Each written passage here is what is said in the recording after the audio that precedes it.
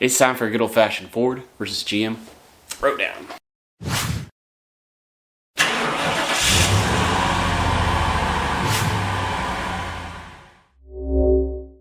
Alright, for those of you who have been following this channel for quite some time, you know I've built both a Fox body and a G body now here on this channel.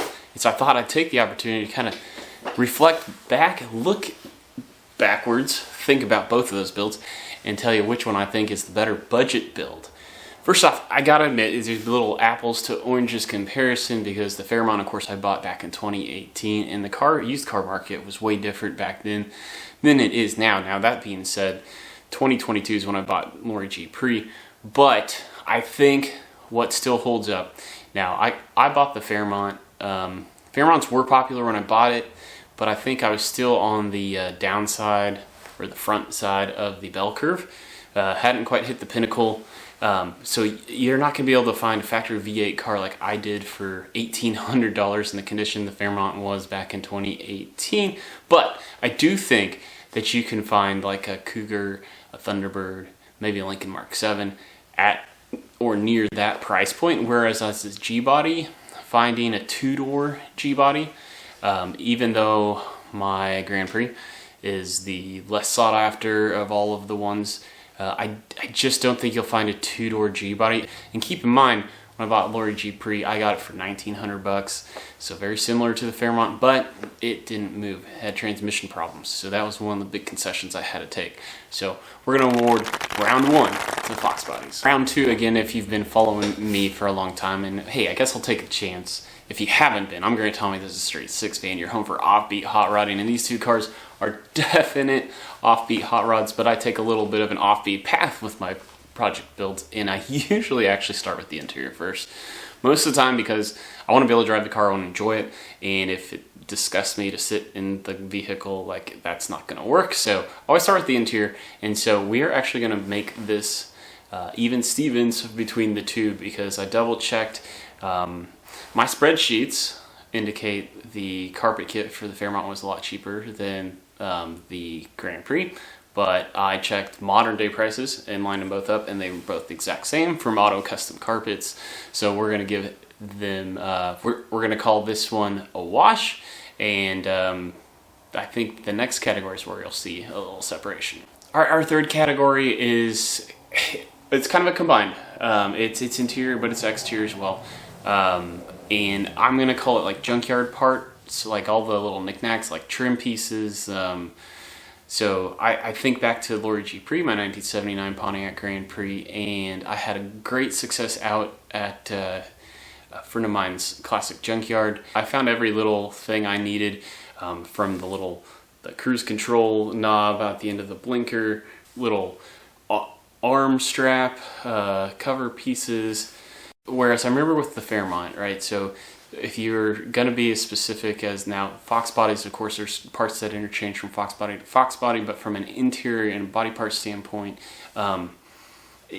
like, for instance, if you're basically toast if you're trying to find a Futura taillight lens. Now, there's a guy here locally in Kansas City who actually has a good Fairmont only stockpile of parts, so that works for me, but nationwide, I'm going to give advantage G-body there.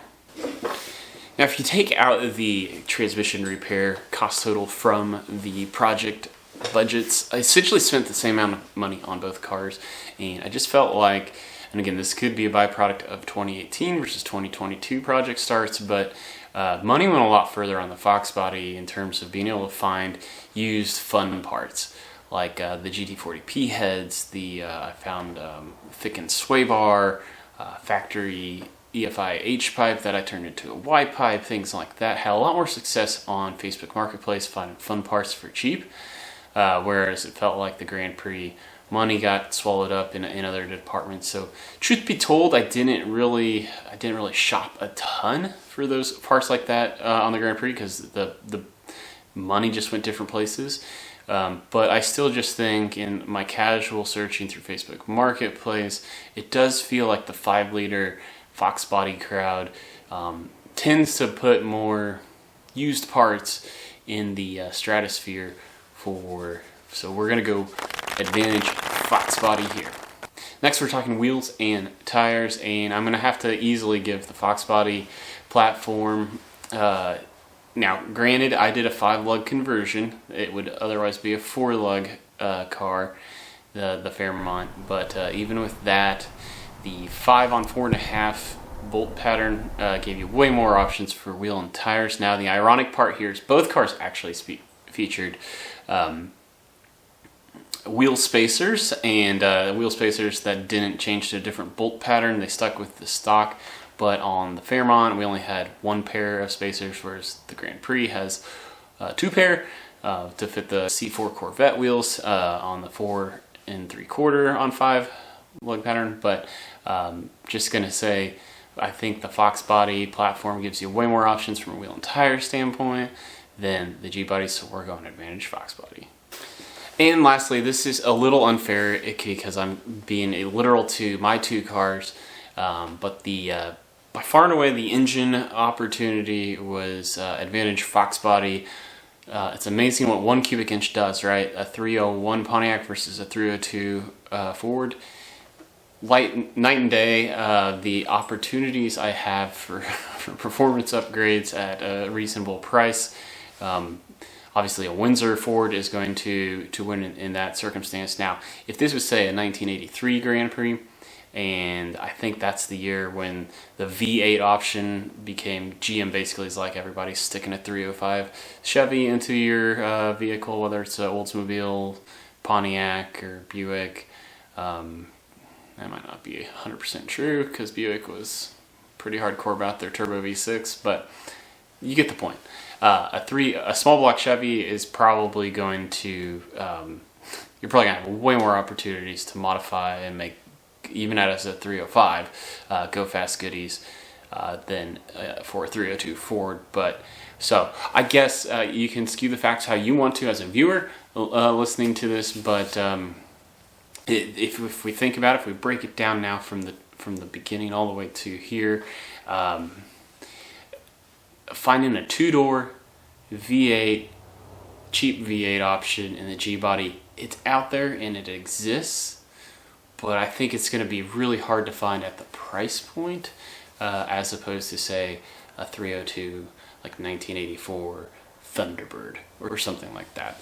So anyway, I think I still have to say, even though if you watched my top 5 budget builds for heading into 2025, the second choice G-Bodies, as I say, so like a 4-door or the really dorky ones at a competitive starting price, I just think I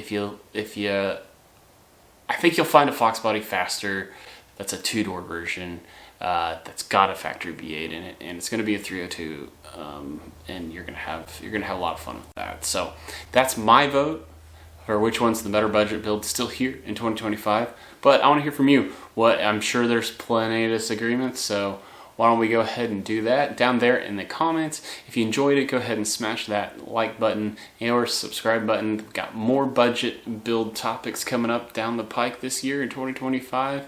But otherwise, to all my 6 fans out there, thanks for watching.